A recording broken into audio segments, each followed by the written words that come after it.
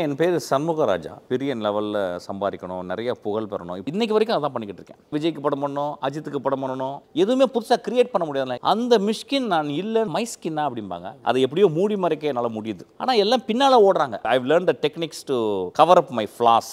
இவனுக்கு சினிமாவே தெரியல, இவனுக்கு எல்லாம் தப்பு தப்பாக எடுத்துக்கிட்டு இருக்கான். அந்த படம் ஃப்ளாப்பு அப்படின்றது எனக்கு தெரியல. அவங்க இப்படி எந்திரிச்சு இப்படி உட்காருவாங்க, அப்படி இப்படி இல்லைங்க உங்களுக்கு டைரக்ஷனே பண்ண தெரியல, இந்த படத்தை எப்படியாவது ஓட வச்சிடணும். மெட்ராஸில் இருக்க நிறைய பேர் வீட்டில் சாப்பாடே கிடையாது. நீங்கள் எனக்கு ஒரு ஹெல்ப் பண்ண மாட்டீங்களா? ஆர்ட்டுக்கு கீழே தான் ஆர்டிஸ்ட். நான் எழுதுனதெல்லாம் ரைட்டு நான் நினச்சிக்கிட்டது. ஆக்சுவலாக படம் பார்த்துட்டு விஜய் ஏன்னா இதை சொல்லலை அப்படின்னு என்கிட்ட கேட்டுச்சு. இல்லை விஜய் நான் உங்களுக்கு தான் எழுதுனேன். கமல் சார்ட்ட ஒர்க் பண்ண வேண்டிய வாய்ப்பு கிடச்சி. விஷால் 8 வருஷமாக ஆனால் நம்ம ஒரு படம் பண்ணோம்னா நான் விஷாலை கூப்பிட்டேன். மணி சார் மாதிரி ஆளுங்க தான் முடியும், விஜய்க்கு ஒரு படம் பண்ணலாம். That is what I am looking at.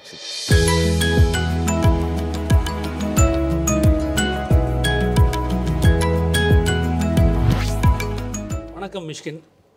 ரொம்ப நாளுக்கு அப்புறம் சந்திக்கிறேன்.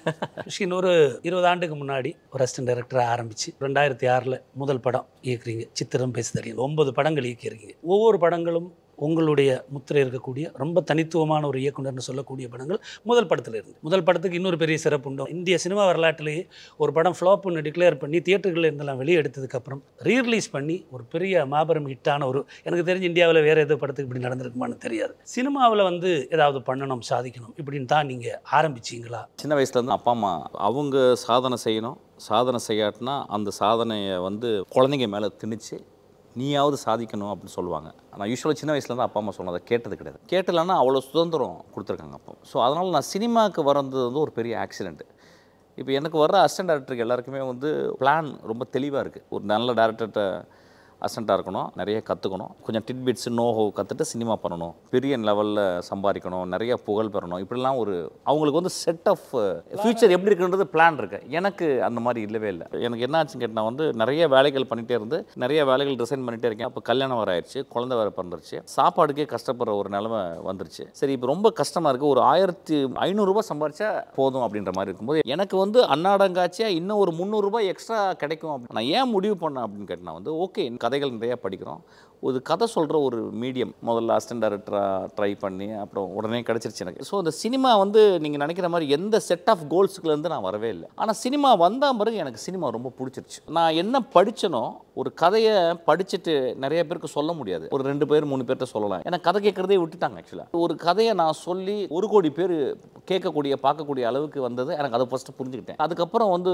ரொம்ப சுதந்திரமாக இயங்க முடிஞ்சது. நான் என்ன நினைக்கிறேனோ அதை என்னால் செய்ய முடிஞ்சது. அதை சுதந்திரம்னு கேட்டிங்கன்னா ரொம்ப கஷ்டம். அதாவது அதான் திரும்பி இந்த செட் ஆஃப் கோல்ஸில் வரவங்களுக்கு சுதந்திரம் கிடையாது. ஏன்னா அவங்க வந்து என்ன பண்ணணும், விஜய்க்கு படம் பண்ணணும், அஜித்துக்கு படம் பண்ணணும், நிறைய சம்பாதிக்கணும், லைஃப்பில் இல்லாததை இதில் வந்து சரி பண்ணிக்கலாம். அது நல்ல விஷயம், அது தவறும் கிடையாது, நல்லது. ஆனால் எனக்கு அது கிடையவே கிடையாது. எனக்கு ரொம்ப ஃப்ரீடம் வந்து நானாக எடுத்துக்கிட்டேன். இப்போ கையில் ஒரு 10 ரூபா இருந்துச்சு வச்சுங்களேன், பொங்கல் சாப்பிடலாமா காலையில், அல்லது வந்து இட்லி சாப்பிடலாமா, தோசை சாப்பிடலாமான்னு ஒரு ஆப்ஷன் இருக்கும். ஒரு 10,000 ரூபா கையில் இருந்துச்சு வச்சுங்களேன், நீங்கள் ஒன்றுமே புரியாது உங்களுக்கு. என்னுடைய இயலாமை அந்த இடத்துல ரொம்ப சுதந்திரமாக இருந்துச்சு. ஸோ சினிமாவுக்கு வந்தோடனே எனக்கு என்ன தெரிஞ்சதோ, எனக்கு என்ன பிடிச்சதோ, என்னால் என்ன பண்ண முடியுமா அதை என்னால் சின்சியராக பண்ண முடிஞ்சது. இன்னைக்கு வரைக்கும் அதான் பண்ணிக்கிட்டு இருக்கேன். ரொம்ப சின்ன வயசுலேருந்து நிறைய புத்தகம் படிக்கிறீங்க. நீங்கள் எழுத்தாளன் ஆகணும்னு எப்போது ஆசைப்பட்டது உண்டா? எனக்கு அப்படி எழுதணும்னு வந்ததே இல்லை. ஏன்னா என்ன என்றைக்குமே வச்சுப்பேன் வந்து ரைட்டிங்கிறது ஒரு எக்ஸ்ட்ராடினரி மைண்ட்லேருந்து வருதுன்னு நினைக்கிறேன். அந்த அளவுக்கு இன்னும் என் மைண்டை வந்து நான் வந்து ஷார்ப் பண்ணிட்டேனான்னு தெரியல. எனக்கு ரொம்ப ஆதர்சமாக டால்ஸ்டாய், டாஸ்டாவ்ஸ்கி நான் கம்பேர் பண்ணி பார்க்கும்போது உலகத்தின் மிகச்சிறந்த எழுத்தாளர்கள் அவங்க இருக்கிறாங்க. ஆக்சுவலாக காபில் கார்சியா மார்கஸ் அவ்வளோ ஒரு ஆளுமையும் அவ்வளோ குட்னஸும் ட்ரூத்தும் எனக்கு இருக்கா அப்படின்றது எனக்கு டவுட்டாக இருக்குது. ஆக்சுவலாக டாஸ்டாவ்ஸ்கியோட நாவலில் பிரின்ஸ் மிஷ்கின் என்ற இதில் தான் நீங்கள் உங்கள் பேரை எடுத்துட்டீங்க. நாவல் பேர் த இடியட். அந்த பிரின்ஸ் மிஷ்கின் அப்படின்ற கேரக்டர் ரொம்ப குழந்தைத்தனம் ஆன ஒரு கேரக்டர், ரொம்ப இன்னசென்ட்டான ஒரு கேரக்டர். அந்த ஆளோட குட்னஸும் அந்த ஆளோட இன்னசென்ஸும் வந்து அவன் ஒரு இடியட்னு மற்றவங்க நினைக்கிறாங்க. அந்த கேரக்டருக்கு உண்டான அந்த குட்னஸ், அந்த குழந்தைத்தனம் உங்களுக்கு இருக்கிறதா நீங்கள் நினைக்கிறீங்களா? என் பேர் சண்முகராஜா. ரொம்ப போரான ஒரு பேராக நான் பார்த்தேன். பிறந்த உடனே யார்கிட்ட ஒரு பெரிய ஒருத்தர்கிட்ட போயிட்டு கொடுத்துருக்காரு போல். அவர் வந்து அவருடைய டிரைவர் பேரை வச்சார் போல். சண்முகம்னு பேர் வச்சு என்ன பண்ணிருக்காரு, என்ன ஒரு நல்ல பேராக வைப்பான்னு நினச்சி இப்படி வச்சிட்டாருன்னு சொல்லிட்டு உடனே ஒரு ராஜான்னு சேர்த்துக்கிட்டார் போல். நான் 4வது படிக்கும்போது 4வது 5வது படிக்கும்போது என் பேர் அமர்நாத்னு பேர் மாற்றி பரீட்சைக்கு கொடுத்துட்டேன். எங்கள் இங்கிலீஷ் டீச்சர் வந்து ஒரே திட்டாரு, யார் அமர்நாத்னு இந்த கிராமத்தில் யாருமே இல்லைன்னா கடைசியில் நான் தான். எங்கள் வாத்தியார் நல்லா போட்டு அடிச்சிட்டார், இந்த விரலெல்லாம் போட்டு அமுக்கி பயங்கரமாக அடிச்சிட்டார். இந்த பேர் வந்து எனக்கு பிடிக்காதது என்னமோ something, it is not musical to me. சினிமாவுக்கு வந்தவொடனே எனக்கு தெரிஞ்சது நிறைய ராஜாக்கள் இருந்தாங்க இங்கே சினிமாவில். 10,000 15,000 ராஜாக்கள் இருக்காங்க இங்கே வந்து. அப்புறம் இந்த ராஜான்றதுல எனக்கு ஒரு பெரிய நம்பிக்கை இல்லை. எனக்கு அந்த இடத்துக்கு போகணுன்ற ஒரு இடமே இல்லை. நான் அப்போ யோசிச்சேன் வந்து என்ன பேர் வைக்கலாம்னா இம்மீடியட்டாக எனக்கு வந்த பேர் வந்து மிஷ்கின். ஏன்னா அந்த கதை நான் வந்து படிக்கும்போது ஒரு 18 வயசு இருக்கும், டாஸ்டாவ்ஸ்கியோட இடியட் படிக்கும்போது. அந்த டைமில் எனக்கு என்ன புரிஞ்சுதுன்னு தெரியல, ஆனால் நான் ரொம்ப மூவ் ஆகிட்டேன். I was blown over actually. அந்த பிரின்ஸ் மிஷ்கினே சொல்லிக்கிட்டே இருந்தேன் வார்த்தையில், பிரின்ஸ் மிஷ்கின் சொல்லிக்கிட்டே இருந்தேன். ஒரு 29 வயசில் வந்து சினிமாவுக்கு வந்தோன்னே என்ன பேர் வச்சுக்கலாம், பிரின்ஸ் மிஷ்கின் வச்சுக்கலாம்ல அப்படின்னா, பிரின்ஸ் மிஷ்கின் நான் இல்லை. ஏன்னா அது வந்து ஒரு கிரைஸ்ட் போல் அவ்வளோ ஒரு பியூர், அது அந்தளவு பியூர் கிடையாது. நான் மிஷ்கின் மட்டும் வச்சுக்கலாம். அப்புறம் திரும்பி மிஷ்கினா அதுவும் கிடையாது. அப்போ என்ன பண்ணலாம், ஆனால் அந்த மிஷ்கினுடைய மியூசிக் எனக்கு ரொம்ப பிடிச்சது. ஒன்று என்ன பண்ணிட்டேன், அதில் வந்து இன்னொரு எஸ் சேர்த்துக்கிட்டேன். நிறைய பேர் சொல்லுவாங்க வந்து இது வந்து நியூமராலஜி இல்லை, அந்த மிஷ்கின் நான் இல்லைன்றதை நான் ரொம்ப புரிஞ்சுக்கிட்டேன். ஸோ அதனால் I was very clear, I am not that Mysskin sound so musical to my year. அதனால் நான் மிஷ்கின் வச்சுக்கிட்டேன். அது இன்றைக்கி வந்து ஒரு நொட்டோரியஸான நேம் ஆயிடுச்சு. சில பேர் எடுத்த உடனே கேட்பாங்க, என்னது மிஸ்ஸு அப்படிம்பாங்க. அப்புறம் சில பேர் மைஸ்கின்னா அப்படிம்பாங்க. இது இந்த குழப்பம்லாம் எனக்கு பிடிச்சிருக்கு. என்னை சுற்றி இருக்க குழப்பங்கள் வந்து எனக்கு ரொம்ப பிடிச்சிருக்கு. சித்திரம் பேசுறடி எடுக்கிறீங்க. வாழை மீனுக்கும் விலங்கு மீனுக்கும் அந்த பாட்டு தான் அந்த படத்தையே தூக்கி நிறுத்துறதுலாம் சொல்லுவாங்க. பட் எனக்கு அந்த படத்தை பற்றி யோசிக்கும் போதே முதல்ல என்னோட மைண்டில் வரக்கூடிய இடம்பொருள் பார்த்துன்ற பாட்டு இருக்கு இல்லையா, அந்த பாட்டில் பின்னாடி ஓடுற குதிரைகள் ஒரு ஒரு ஒரு பொட்டியில் இருந்து அப்படியே பறந்து வந்து அந்த ஹீரோ கைக்கு வரக்கூடிய கிஃப்ட்டுகள், சொல்லப்போனால் ஒரு சிம்பிளான ஒரு டெக்னிக் தான், ஒரு பிரில்லியண்டான ஒரு விஷயம் அதை நீங்கள் பயன்படுத்துறீங்க. இந்த தாட் வந்து இன்ஸ்பிரேஷனில் தான் வச்சு. நான் அப்போ எனிக்மான்னு ஒரு ஆல்பம் நான் பார்த்தேன். எனக்கு அந்த கேமரா பற்றி தெரியல, ரிவர்ஸ் தான் என்னன்னு தெரியல. ஆனால் எல்லாம் பின்னால் ஓடுறாங்க. அந்த வாழ்க்கை பின்னால் ஓடுறது ரொம்ப ஆச்சரியமாச்சு. அந்த ஒரு மெத்தடை பண்ணலாம். நான் உடனே என்ன பண்ணேன், ஒரு மாதம் உட்காந்து எழுதுறேன் அந்த இமேஜ் என்னென்ன பண்ணலாம். இப்போ பாக்ஸ்ன்றது ஒரு பண்டோரா பாக்ஸ். அவனுக்கு வந்து வாழ்க்கையில் காதல் வந்து எப்படின்னா ஒரு பண்டோரா பாக்ஸ் மாதிரி தான் கிடைச்சது. அவன் நினச்சதெல்லாம் நடக்குது. ஆக்சுவலாக குழந்தைகள் ஓடுவாங்க, ரிவர்ஸில் நெருப்பு சுற்றுவாங்க, அப்புறம் குதிரைகள் ஓடு. நான் எப்பயுமே எப்படி நினைக்கிறேன்னா, எந்த இமேஜையும் ஒருத்தர் இண்டிவிஜுவலாக கிரியேட் பண்ண முடியாதுன்னு நினைக்கிறேன். ஸோ நீங்கள் எந்த இமேஜையும் புதுசாக நீங்கள் பண்ண முடியாது. Any image is already some great mind has already invented. அந்த மைண்டை போய் பார்த்தோன்னா அவர் சொல்லுவார், எனக்கு அந்த இமேஜ் வந்துச்சுன்னு சொல்லுவார். சில படங்கள் சொல்லும்போது சரி இந்த படங்கள் காப்பி மாதிரி இருக்கும்போது எனக்கு ரொம்ப சந்தோஷமாக இருக்கும். அவங்களுக்கு வந்து அவங்க என்ன சொல்கிறாங்கன்னு தெரியல. எதுவுமே புதுசு கிடையாது அப்படின்னா, எதுவுமே புதுசாக கிரியேட் பண்ண முடியாது. அதுலேருந்து இன்னொரு இன்டர்பிரேஷன் தான் நம்ம கிரியேட் பண்ண முடியும். புதுசுன்னு ஒன்றுமே கிடையாது. அந்த மாதிரி தான் நான் பார்க்குறேன் என்னுடைய படங்கள், இமேஜஸ் எல்லாமே. அதில் ஒரு பியூரிட்டி இருக்கும், ஒரு இன்னசென்ஸ் இருக்கும். ஆனால் இன்றைக்கி அந்த இன்னசென்ஸ் இல்லை. நான் ஐ லாஸ்ட் இட். ஏன்னா இப்போ எல்லாமே சமூகமே அவர் ஒரு மாதிரி விஷுவல் ப்ராவஸ் உள்ள ஒரு டேரக்டர்னு சொல்லிட்டாங்க. அது இல்லவே இல்லை. அது எப்படியோ மூடி மறைக்க என்னால் முடியுது. I have learned the techniques to cover up my flaws. சித்திரம் பேசடி பண்ணி முடிச்சதுக்கப்புறம் அந்த படம் வெளிவரதுக்கான சிக்கல்கள், படம் முதல்ல வெல் ரிசீவ் ஆகாதது, அந்த காலத்தில் இருந்த மண்ணிலைக்கு கொஞ்சம் திருப்பி போக முடியும். எனக்கு ஒன்றுமே தெரியல ஷாஜி. எப்படின்னு கேட்டால், அப்போ வந்து ஆர்பி சௌத்ரி சார்ட்ட தான் நான் ஒர்க் பண்ணேன். ஆனால் நான் ஆர்பி சௌத்ரி சார் படம் பண்ணக்கூடாதுன்னு ஓடி போயிட்டேன். ஏன்னா நல்ல படங்கள் பண்ணுவாங்க, ஆனால் அதில் ஒரு டெம்ப்ளேட் இருக்கும். பட் எனக்கு டெம்ப்ளேட் படம் பண்ணக்கூடாது, என் லைஃப்பில் ஃபுல்லாக டெம்ப்ளேட் படம் பண்ணக்கூடாதுன்னு, எனக்கு ஒரு ஃபார்முலாய்க்கான ஒரு படம் பண்ணக்கூடாதுன்னு நான் முடிவு பண்ணிட்டேன். ஸோ நான் போய் ஒரு ப்ரொடியூசர்கிட்ட சொல்லும்போது அவருக்கு சினிமாவே தெரியாது. என்னை சுற்றி இருக்க எந்த டெக்னீஷியனுக்கு தெரியாது, சினிமாவே தெரியாது. ஸோ எனக்கு நான் படம் ஆரம்பிக்கும் போது எனக்கு சினிமாவே தெரியாது. நான் ரொம்ப படமும் பார்க்க மாட்டேன். நான் பார்த்தது எல்லாமே பழைய படங்கள். சின்ன வயசுல ரொம்ப நடுவில் கிட்டத்தட்ட 80ஸ்லாம் நான் படமே பார்க்கல. பாப்புலர் சினிமானே என்னன்னே தெரியாது. இந்த படத்தை பண்ணி ஒரு பெரிய ஹிட்டு கொடுத்து, அடுத்த படம் டபுள் சேலரி வாங்கி, அதுக்கப்புறம் ஒரு ஹிட்டு கொடுத்து, அதுக்கப்புறம் ஒரு நடிகையை காதலிச்சு, இப்படிலாம் ஒரு ஐடியா இருக்கும் பார்த்தீங்களா, அதெல்லாம் ஒன்றுமே இல்லை. 2 கோ டைரக்டர்ஸ் ஒர்க் பண்ணாங்க அந்த படத்தில். அவங்க என்ன பண்ணுவாங்க, நரேன்ட்ட போய் சொல்லுவாங்க. அவங்க தான் ரெக்கமெண்ட் பண்ணது நரேன்ட்ட. நான் காதால் கேட்டிருக்கேன் நரேன்ட்ட போய், நரேன் சாரி தப்பான ஒரு டேரக்டர்கிட்ட வந்து ரெக்கமெண்ட் பண்ணிட்டோம், இவனுக்கு சினிமாவே தெரியல, இவனுக்கு எல்லாம் தப்பாக எடுத்துக்கிட்டு இருக்கான். ஆர்ட் டேரக்டருங்கெல்லாம் சொல்லுவாங்க வந்து இந்த படம் ஓடவே ஓடாது, எல்லாமே இதுதான் சொல்லுவாங்க. அதுக்கு எதுவுமே 7வது நாளில் படம் எடுத்துட்டாங்க. ஸோ எல்லாருமே சொன்னாங்க சினிமான்றது வந்து சும்மா இல்லை, சினிமான்றது அவ்வளோ பெருசு. அந்த படம் ஃப்ளாப்பு அப்படின்றது எனக்கு தெரியல. ஏன்னா நான் முதல் ஷோ போகும்போது சந்திரன் தேட்டரில் 8 பேர் தான் பார்த்தாங்க. நான் அந்த 8 பேரை அந்த ஒரு காட்சி ஃபுல்லாக பார்த்துக்கிட்டே இருக்கேன். ஒரு நல்ல சீன் வந்த மாதிரி அந்த சீனுக்கு எப்படி ரியாக்ட் பண்ணாங்கன்னு பார்த்துக்கிட்டே இருக்கேன். கிளைமேக்ஸ் வரும்போது அவங்க இப்படி எந்திரிச்சு இப்படி உட்காருவாங்க, இப்படி அப்படிலாம் போனேன். எனக்கு 8 பேர் 8 லட்சம் பேர் உட்காந்தது மாதிரி இருந்துச்சு. எனக்கு அந்த எத்தனை காலியாக இருந்ததுன்னு எனக்கு முக்கியம் இல்லை. அப்போ எல்லாம் சொன்னாங்க சார் படம் ஃப்ளாப்பு சார். அப்புறம் மறுநாள் ஷோ 16 பேர் வந்தாங்க, 32 பேர் வந்தாங்க அடுத்த ஷோ, அதுக்கப்புறம் 64 பேர். அப்படியே எக்ஸ்போனண்ட்டாக இன்க்ரீஸ் ஆகும்போது படத்தை தியேட்டர் எடுத்து எடுத்துட்டாங்க. எல்லாருமே என்ன சொன்னாங்க, நான் வந்து இல்லைன்னா உங்களுக்கு டேரக்ஷனே பண்ண தெரியல, வேலையே தெரியல உங்களுக்கு, சினிமா நீங்கள் நினைக்கிற மாதிரி கிடையாதுங்க. ப்ரொடியூசர் இன்னொருத்தருக்கு படம் கொடுத்துட்டாரு, அதுவும் லாஸ் ஆக்சுவலாக. கடைசியில் 27 பெட்டி ஆஃபீஸில் ஒரு நாள் வந்து கிடக்கு. இப்போ கடைசி பெட்டியை ஒரு தேட்டர்லேருந்து ஒரு பையன் கொண்டு வந்து கொடுக்குறான். நான் கேட்குறேன், தம்பி இன்றைக்கி வந்து வியாழக்கிழமை, ஒரு வெள்ளிக்கிழமை வரைக்கும் நீங்கள் படத்தை ஓட்டக்கூடாதுன்னு கேட்குறேன். அவன் சொன்னான், சார் படம் செத்துருச்சு சார், அதனால் திரும்பி எடுத்து, நல்ல வார்த்தை ஞாபகம் இருக்குது, படம் செத்துருச்சு அதனால தான் இந்த படத்தை நான் கொடுக்குறேன், படம் நல்லா இல்லை சார், நீங்கள் படம் எடுக்க தெரியல அப்படின்னு சொன்னான். தம்பி இங்கே வாங்க, நீங்கள் நல்லா பேசுகிறீங்களே, நீங்கள் என்ன பண்ணுறீங்க அப்படின்னு. உடனே அவன் சொன்னால் வந்து நான் ஒரு அசிஸ்டன்ட் டேரக்டர் சார் அப்படின்னு. நான் தேட்டரில் ஒர்க் பண்ணுறேன், அசிஸ்டன்ட் டேரக்டர் பண்ணிவிட்டு இப்போ சான்ஸ் கேட்டுருக்கேன் தேட்டரில். நான் சொன்னேன், ஏதோ தெரில தம்பி, நான் சொல்கிறேன், அனைமா ஒரு 10 நாளுக்கு அப்புறம் நீ என்கிட்ட வந்து இதே பெட்டி நீ கேட்ப அப்படின்னு சொன்னேன். என்னமோ தெரில, அதுக்கப்புறம் ஒரு ஷோ ஓடி பீப்புள் வெயிட் பண்ணி பார்த்துட்டு, அதுக்கப்புறம் வந்து தேவி தேட்டரில் அந்த படத்தை போட்டு within 2 days it become one of the biggest hit.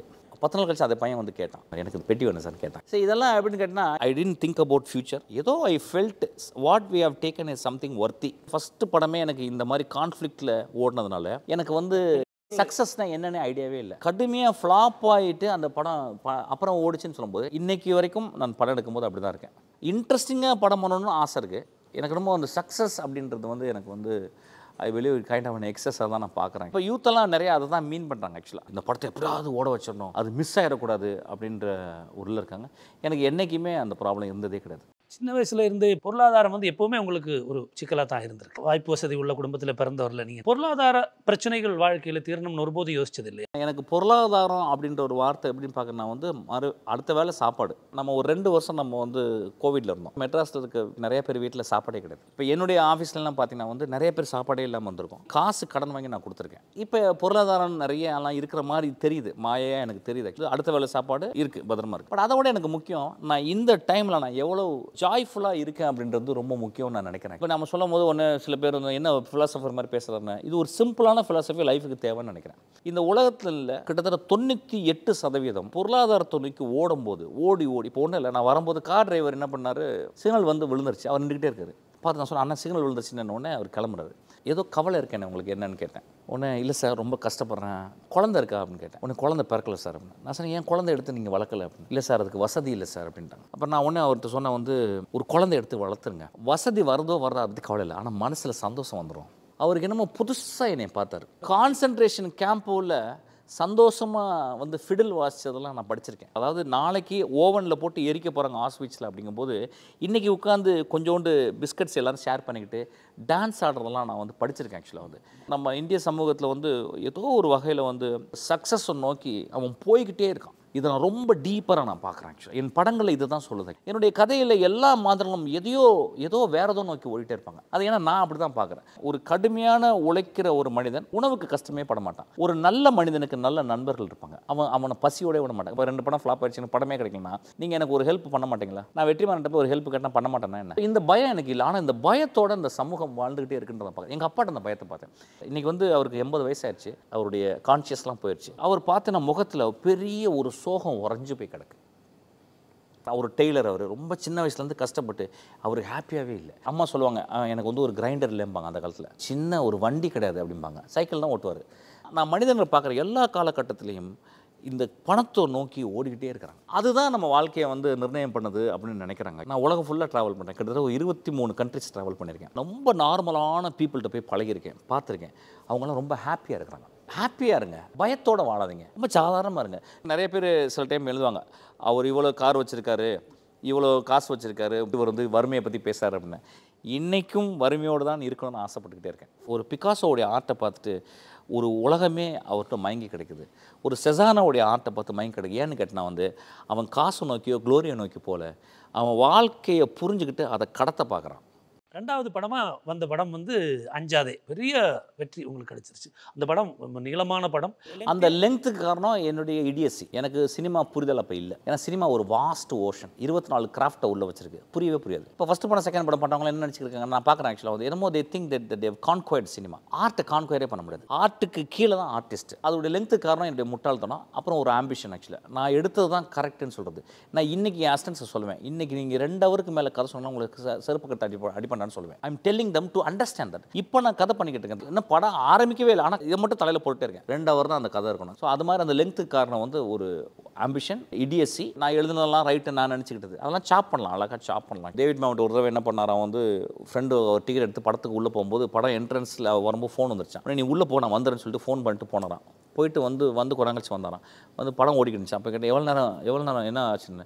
3 reel miss பண்ணிட்டேன். ஆனால் அவர் படத்தை பார்த்து வெளியே வந்து சொன்னாங்க, படம் புரிஞ்சிருச்சு எனக்கு, ஏன் அப்போ அந்த 3 ரீல் அப்படின்னாராம். நம்மளுக்கு என்னெல்லாம் பிடிச்சதோ அதை வச்சிருப்போம். It requires so much of objectivity to be subjective. Ruthlessly you have to edit actually. அது அந்த படம் வந்து எனக்கு வந்து ஒரு ரியல் லைஃப் இன்ஸ்பிரேஷன். ஒரு போலீஸ் காலனியில் என்னுடைய ஃப்ரெண்டு வீட்டில் எப்பயுமே கிட்டத்தட்ட ஒரு 10 வருஷம் நான் இங்கே உட்காந்து அவங்களை அப்சர்வ் பண்ணியிருக்கேன். அவங்க திண்ணையிலே உட்காந்து இருக்கிறதுலே ஒரு பழைய போலீஸ் காலனி தேனாம்பேட்டில். ஆக்சுவலாக அவங்க வீட்டில் தான் போய் சாப்பிடுவோம். அவங்க பேச்சு, அந்த பசங்க பேச்சு, எதிர்த்த வீட்டில் இருக்க அங்கிள் அவங்க பேசுறது, அவங்க வீட்டில் அவங்க ஃபேமிலியில் எப்படி சண்டை போடுறாங்க, ஒரு போலீஸ்காரர் வீட்டில் வந்து சண்டை வந்தால் ஒய்ஃபை எப்படி அடிக்கிறாங்களா, ஏன்னா போலீஸ்காருக்கு அடிக்கணும்னு உரிமை சமூகம் கொடுத்துருக்குதா நினச்சிருக்காங்கல்ல, எப்படி அடிக்கிறாங்க, அவங்க எவ்வளோ கைண்டாக நடந்துக்கிறாங்க. போலீஸ்காரங்க வீட்டுக்கு வந்தாலும் ரொம்ப டயர்டாக படுத்துருப்பாங்க. ஏன்னா போலீஸ் ஸ்டேஷனே ஒரு கொதிக்கும் பெருஞ்சட்டி. அது அதுக்குள்ளே வந்து திருடர்கள், கெட்டவர்கள், நல்லவர்கள், படு மோசமானவர்கள், கொலையாளிகள் எல்லாம் இருக்காங்க. அவங்க கூட இவங்களும் வாழ்கிறாங்க. ஸோ போலீஸ்காரர்களோட பெரும் வழி நான் பார்த்துருக்கேன். அப்போ தான் ஒரு கதை ஆரம்பிக்கலாம் அப்படின்னு சொல்லி வந்து அதுலேருந்து ஒரு ரெண்டு நண்பர்களை பற்றி ஒரு கதை சொல்லலாம். ஏன்னா இங்கே ஒரு வீடு அங்கே ஒரு இருக்குது. இப்படி தான் அந்த கதை ஆரம்பிச்சது. ஒரு படத்தை எழுதுனாலும் 37 நாள் கதவை சாத்திக்கிட்டு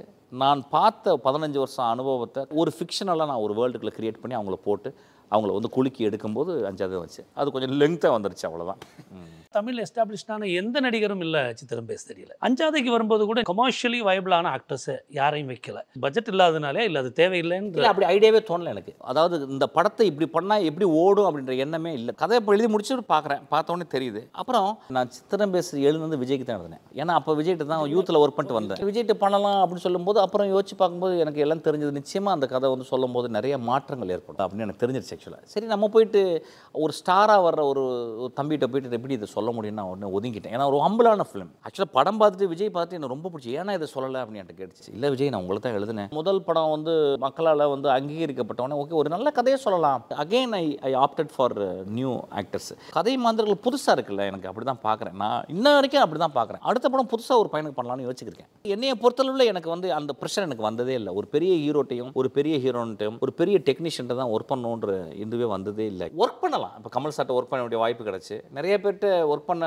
கிடச்சிது. நிறைய பேர் கேட்குறாங்க. பட் பேசிக்கலாக உள்ள மனசுக்குள்ள வந்து I want to work with very simple people, too simple stories. ஒரு படம் எப்படி இருக்குன்னு ஆசைப்படுறேன்னா ஒரு சின்ன கதை எடுத்துக்கிட்டிங்கன்னா கூட ஒரு புதுமை பத்தினுடைய பெண்ணகரம் அப்படின்ற ஒரு கதை எடுத்துட்டா கூட என் லைஃப் ஃபுல்லாக எனக்கு அது கனெக்ட் ஆகுது. அதுக்கப்புறம் வந்து அப்படி ஒரு காலம் ஜி நாகராஜனோட கதை என் லைஃப் ஃபுல்லாக கனெக்ட் ஆகுது. லைஃப் ஃபுல்லாக கனெக்ட் ஆகிற கதை எடுக்கணும்னு ஆசைப்படுறேன். அது எவ்வளோ தூரம் எடுக்க முடியும்னு தெரியல. ஒரு லிட்ரரிக்கும் ஒரு சினிமாக்கும் உள்ள பெரிய டிஃப்ரென்ஸ் தான். சினிமா வந்து இது பார்த்துட்டு கிளம்பிடுறோம். ஒரு புக் அப்படி கிடையாது. நம்ம கூட எப்பயுமே ட்ராவல் பண்ணுது. ஆக்சுவலாக இமேஜஸில் கொஞ்சம் ஒர்க் பண்ணிட்டு மூவிங் ஆன ஸ்டோரிஸ் பண்ணணும்னு எனக்கு எப்பயுமே ஆசை. நான் அந்த இடத்துல ஒரு பெரிய ஹீரோ ஒத்திக்கு அந்த இடத்துல வச்சுன்னு வச்சுங்களேன், அவங்க ரசிகர்களுக்கு வந்து நான் வந்து சர்வ் பண்ணணும். எப்படி ஒரு சந்திரபாபு படத்தை வந்து நான் எம்ஜிஆருக்கு எப்படி எடுக்க முடியும் சொல்லுங்க பார்க்கலாம். இப்போ துப்பறிவாளன் வந்து எனக்கு ரொம்ப இன்ட்ரெஸ்டிங்கான படம். நான் விஷாலை கூப்பிட்டேன். விஷால் 8 வருஷமாக ஆனால் நம்ம ஒரு படம் பண்ணோம்னா பண்ண வரும்போது அவனுடைய ஸ்டார்டத்தை நான் வந்து ஸ்பாயில் பண்ணேன். அவனுக்கும் அது வந்து பாதிக்கலை. ஸோ எனக்கு அது கரெக்டான ஒரு பேலன்ஸ்டு படமாச்சு. பெரிய கதையெல்லாம் நான் சொல்லலை. அந்த கதையில் ஒரு ஃபார்ம் மட்டும் நான் வந்து ட்ரை பண்ணேன். ஷெர்லாக் ஹோம்ஸுடைய ஒரு ஃபார்ம். எனக்கு அந்த ஷெர்லாக் ஹோம்ஸ் வந்து எனக்கு வந்து என் லைஃப்பில் எனக்கு வாழ்க்கையை கற்றுக் கொடுத்தாரு நான் பார்க்குறேன். ஒரு கதாபாத்திரம் பார்க்கல. ஷெர்லாக் ஹோம்ஸ் எனக்கு ரொம்ப என்னை பொறுத்தவரை ரொம்ப ரியல். வெளியே வரும்போது ஒரு நல்ல சேயிங் இருந்துச்சு. அதை வந்து எல்லாருமே பார்க்குறாங்க, நான் மட்டும் உத்து பார்க்குறேன். அதுக்கு அந்த படத்தில் வச்சிருப்பேன். ரொம்ப செலவு பண்ணி ஒரு படம் எடுக்கலாம், அது தப்பு கிடையாது. ஒரு பீரியட் படம் எடுக்கலாம். ஆனால் நான் எடுப்பேன்னா எனக்கு தெரியல. இப்போ பீரியட் படத்தில் நிறைய காசு போட்டு நிறைய காசு எடுக்க முடியும். ஒரு மல்டி காஸ்ட் ஒன்று பண்ண முடியும். எனக்கு ஒரு காஸ்ட்டே ஒர்க் பண்ண முடியல. மல்டி காஸ்ட்டை எப்படி ஒர்க் பண்ண முடியும்னு எனக்கு தெரியல. ஆக்சுவலாக வந்து மேபி மணி சார் மாதிரி ஆளுங்க தான் முடியும். விஜய்க்கு ஒரு படம் பண்ணலாம், இன்ட்ரெஸ்டிங்கான படம் பண்ணலாம். ஒரு பாண்ட் மாதிரி ஒரு படம் பண்ணலாம். If I get a spark of something very interesting then I want to do that. Otherwise நான் வீட்டில் வந்து உட்காந்து ஒரு லுங்கியை கட்டிக்கிட்டு அப்படி உட்காந்து ஒரு பேப்பர் எடுத்துட்டு ஒரு சிம்பிளாக இந்த வாழ்க்கையில் இந்த படம் என்ன பண்ண போகுது, இது யாரை மீட் பண்ண போகிறேன் அப்படின்றதுல எல்லாம் ரொம்ப எனக்கு வந்து that is what I am looking at.